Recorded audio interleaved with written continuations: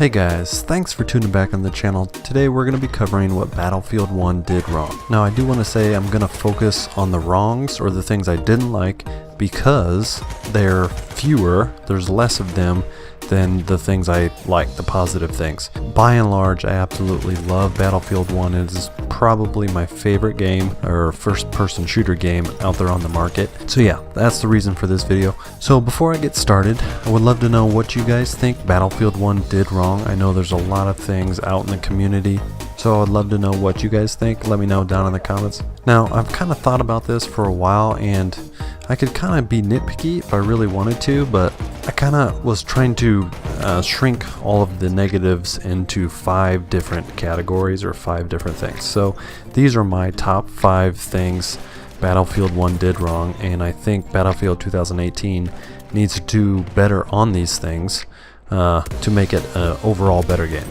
So in no particular order, here is my list. So number 1 would be customization or lack thereof. Now when I say this, I really think of like the guns. Now they did choose World War I, so there's very limited guns to choose from.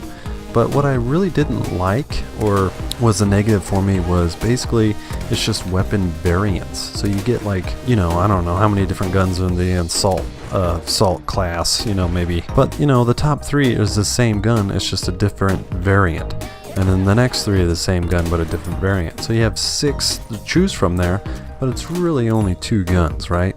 Same thing with the MP and then the automatic. Go on down. There's like 3 different versions of each one. And they do that in every single class.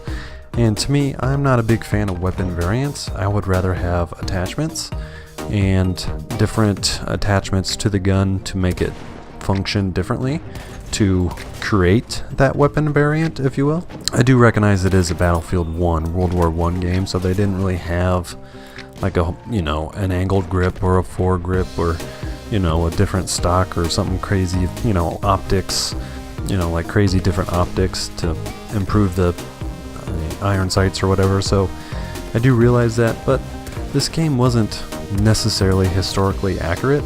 So I think they, you know, they could have implemented some of that, made up some of that stuff, you know, just to make it, give it more customization. So that's one of my biggest ones. So number 2 would be the scoring system. I do like how it, you know, counts up instead of counts down as opposed to Battlefield 4. When I first started playing Battlefield 4, that's really when I started to get heavy into Battlefield. It was kind of confusing because, you know, you're counting down. But so I do like the up versus down scoring, but you never had those big comebacks like you did in Battlefield 4. And this scoring system, as long as you had one flag, you always were getting some points. Whereas in Battlefield 4, if you had the majority of the flag, you could stop the ticket bleed basically. The enemy team wouldn't get any more, you know, you would stop that and you could come back. So it did, Battlefield 4, the games were much longer because of that, but I think people play Battlefield and they know that it's going to be a long game, especially in Conquest. So I really think the scoring system was kind of a letdown, and it, you know, kind of just pushed it more casual, you know, just keep playing. Oh, we're not going to come back, so you might as well just keep farting around, you know, that kind of a thing. So my next negative, my number 3 negative here, and again, no particular order, is the behemoths. Now, I think at the very beginning, you know, there was kind of a good idea. Behemoth, yeah, bring in, you know, I don't know, airship or a big ship or the dreadnought or whatever.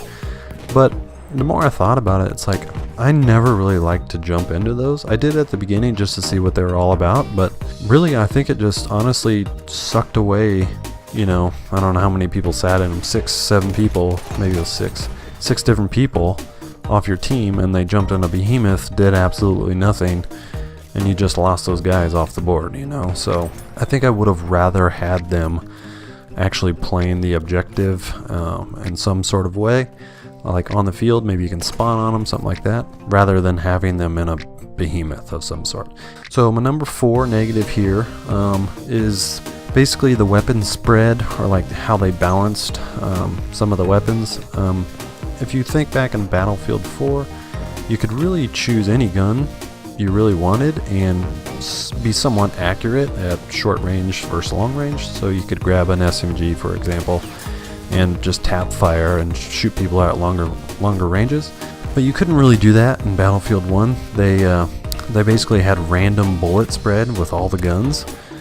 So you could be hitting them right on the crosshairs, and then some bullets would miss just randomly. How they balanced the weapons, so like the assault class was all short range. The medic class was medium to long range, depending on the gun.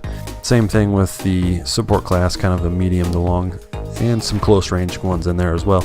And then sniper is obviously long range, but they kind of just messed with the spread and the ranges on those, how accurate they were at different ranges to kind of balance them. Whereas maybe they could have, I don't know, done it more like Battlefield 4 did. So the fifth final thing that I didn't really like about it, about Battlefield 1, and that is the DLC and how it was paid. I'm not a big fan of paid DLCs just because it splits the communities. You have certain people that will buy the DLCs and they'll keep playing, and then most of the player base probably doesn't buy the DLCs and they keep playing the vanilla maps. To me, I think that splits the communities up, and then the people who do buy the DLCs, that kind of just slowly falls off, and people stop playing the DLCs because most people are playing the normal maps because they don't have the DLCs. Even in Battlefield 4, they kind of gave away some of the DLCs at the end. So I think you're seeing it in other games right now that you don't need to pay for the DLCs. Like Fortnite, I mean, right there, the game itself is free, and if you want to get all cosmetic only stuff, you pay money for it, and they're making bank. So I think these paid DLC models are kind of old news, and I do think DICE and some of these other big games like Call of Duty might look into getting rid of the paid DLC model, if you will. Anyways guys, that is my 5 things I think Battlefield 1 did wrong. Like I said earlier, it's not a negative on Battlefield 1. I absolutely adore this game. It's one of my favorites. I just thought it was easier to focus on the wrongs because I could only think of a handful, as opposed to doing a video on the rights where I could think of a whole bunch. So basically, those are the only things I disliked about it. Everything else I loved about it. So I would love to know what you guys think Battlefield 1 did wrong. Let me know down in the comments. I would like to read them. Maybe reply to a couple. Anyways guys, that's going to do it for this video. Thank you so much for watching. My name is Shootersmallz, and I'll see you guys in the next video.